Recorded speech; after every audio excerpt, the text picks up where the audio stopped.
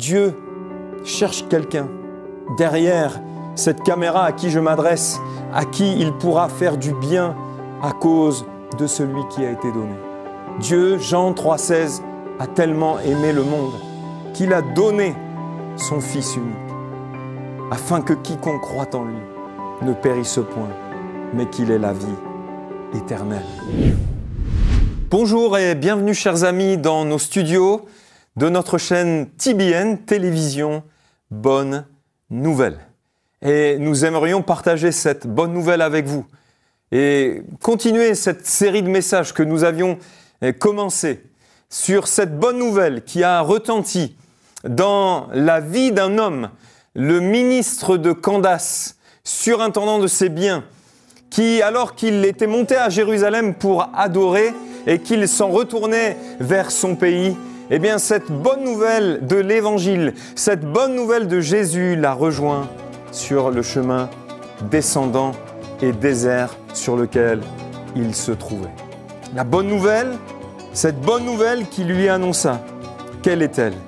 Acte 8, 35 dit ceci. Alors Philippe, ouvrant la bouche et commençant par ce passage, lui annonça la bonne nouvelle de Jésus.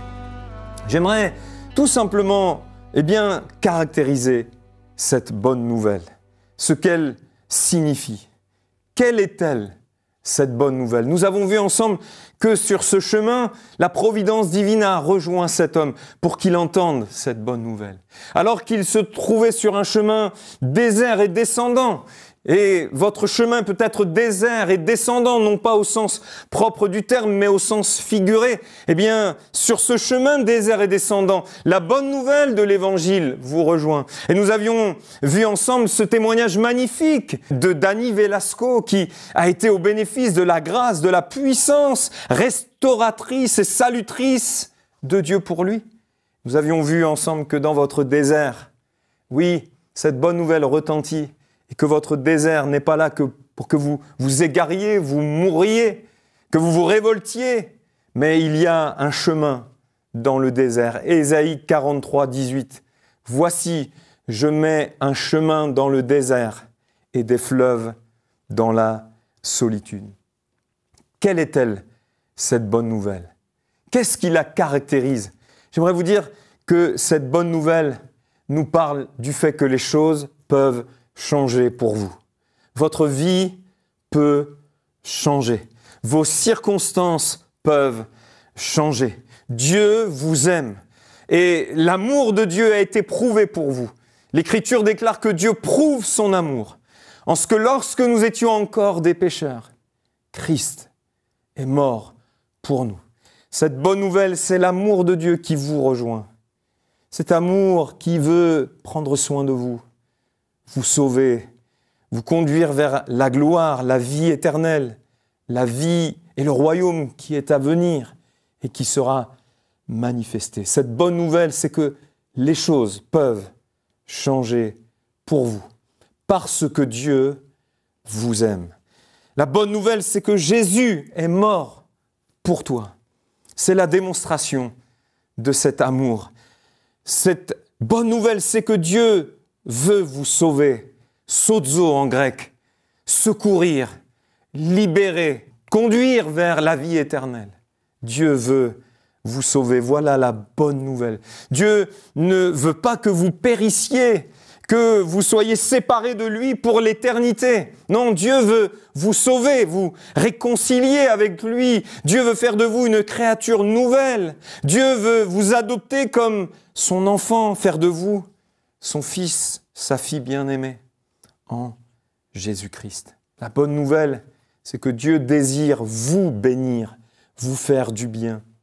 J'aime particulièrement ce récit de l'Écriture qui est un petit peu le témoignage de ma vie, où il est dit que le roi David, l'homme selon le cœur de Dieu, l'homme avec les sentiments de Dieu, l'homme avec la volonté de Dieu quelque part, qui accomplira toute la volonté de Dieu dans sa génération, eh bien, cherchez à qui il pourrait faire du bien à cause de Jonathan.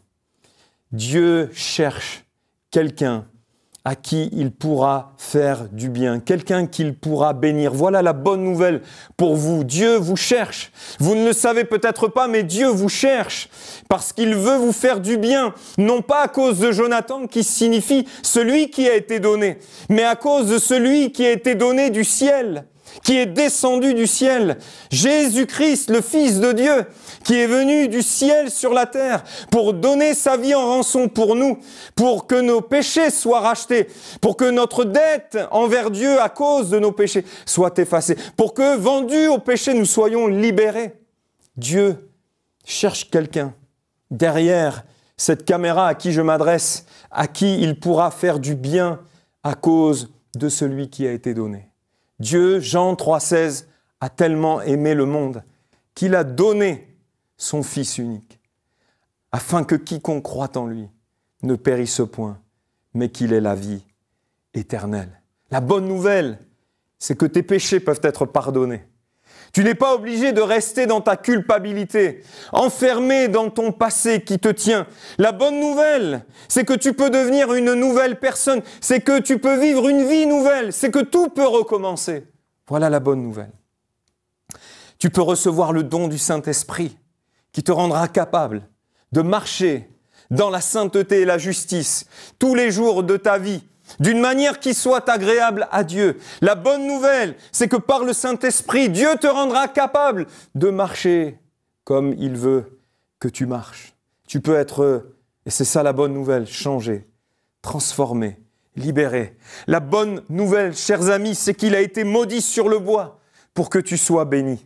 La bonne nouvelle, c'est qu'il est mort pour que tu aies la vie éternelle. La bonne nouvelle, c'est qu'il s'est chargé de notre culpabilité pour que tu sois justifié. La bonne nouvelle, c'est qu'il a été condamné pour que tu sois libéré. La bonne nouvelle, c'est qu'il a été abandonné du Père et de tous pour que tu ne sois plus jamais seul. La bonne nouvelle, c'est qu'il a été blessé pour que tu sois guéri. Dans ton désert, une bonne nouvelle. Sur ce chemin désert et descendant, une bonne nouvelle retentit et retentit encore, se fait connaître à toi. C'est de Jésus dont tu as besoin. Le Fils de Dieu est venu sur terre. Tout est de par lui et pour lui, et tout subsiste en lui. Une bonne nouvelle, et je terminerai par ceci, que ce texte décrit avec une précision extraordinaire. Ce texte que l'eunuque éthiopien lisait fait partie du chapitre 53 du prophète Ésaïe. Et ce chapitre 53 décrit avec une précision extraordinaire les souffrances du serviteur.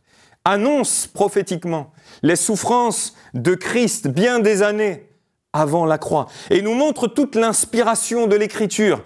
Nous montre que c'est par le Saint-Esprit que les prophètes ont parlé de la part de Dieu. Cet homme, ce ministre, lisait un texte qui décrit avec une précision extraordinaire et par avance les souffrances de Jésus. Jésus portant nos souffrances, se chargeant de nos douleurs.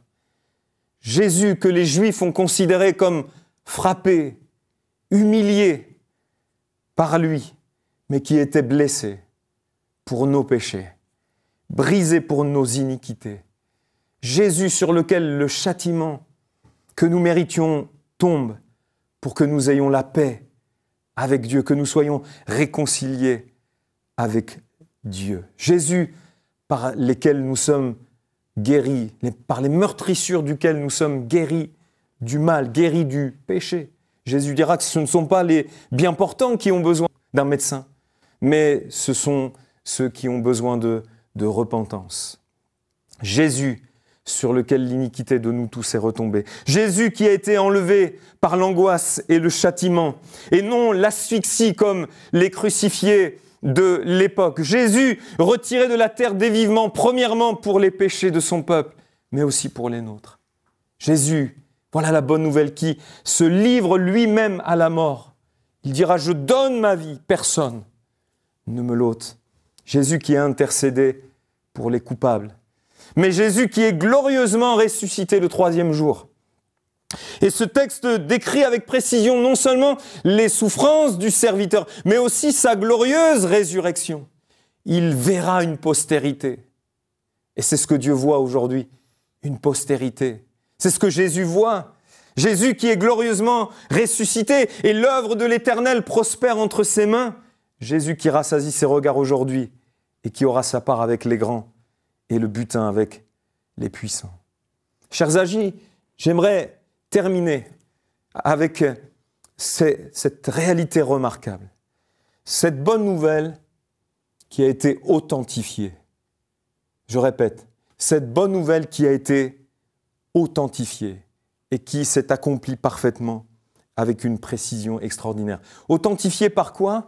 Authentifiée par l'archéologie et la découverte des manuscrits de la grotte de Qumran. La découverte de ces quelques 970 manuscrits, dont il reste parfois que d'infimes fragments, qui ont été copiés entre le 3e siècle avant Jésus-Christ et le 1er siècle après Jésus-Christ. A été faite cette découverte dans 12 grottes où ils avaient été entreposés. Parmi ces manuscrits, le livre d'Ésaïe, copié au 2e siècle avant Jésus-Christ. Cette découverte extraordinaire qui authentifie les Écritures et qui nous montre que cette parole que nous lisons, dont nous nourrissons notre âme, eh bien, est certaine et entièrement digne d'être reçue. Je terminerai par ce témoignage, l'histoire de Gabriel, l'histoire authentique de ce jeune Égyptien qui, un jour, invité dans une église évangélique dans la région parisienne, à la fin d'une discussion qu'il engage avec le pasteur sur la foi, cet homme expliquera au pasteur qu'il est simplement venu pour faire plaisir à son ami. Et le pasteur va lui faire lire Ésaïe 53, comme de nombreux juifs qui ont lu Ésaïe 53 et qui ont découvert dans ce passage finalement que le Messie était déjà venu et qu'il avait souffert sur cette croix. Et ce pasteur va donc encourager Gabriel à lire avec lui Ésaïe 53 et va lui poser cette question, mais de qui parle-t-il ici le prophète ? Comme l'eunuque dira, de qui parle-t-il ? Est-ce de lui-même ou de quelqu'un d'autre ? Et Philippe, saisissant l'occasion, va se servir des Écritures pour lui annoncer la bonne nouvelle de Jésus. Et Gabriel, alors qu'il lit Ésaïe 53 et qui a une certaine connaissance néanmoins, dira « Oh, c'est de Jésus dont il est parlé ici ».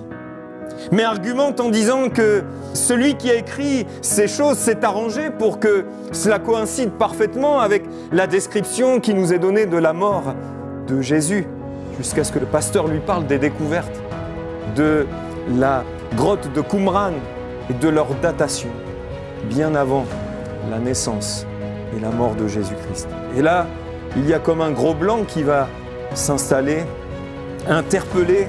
Ce garçon va se mettre à lire la Bible et il finira par se convertir et être baptisé quelques mois plus tard. Gloire à Dieu. Une bonne nouvelle authentifiée.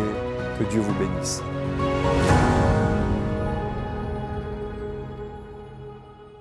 Shalom, j'espère que vous avez aimé cette vidéo. Abonnez-vous pour ne pas rater nos programmes. Merci de faire partie de notre famille TBN. Que Dieu vous bénisse. Shalom de Jérusalem.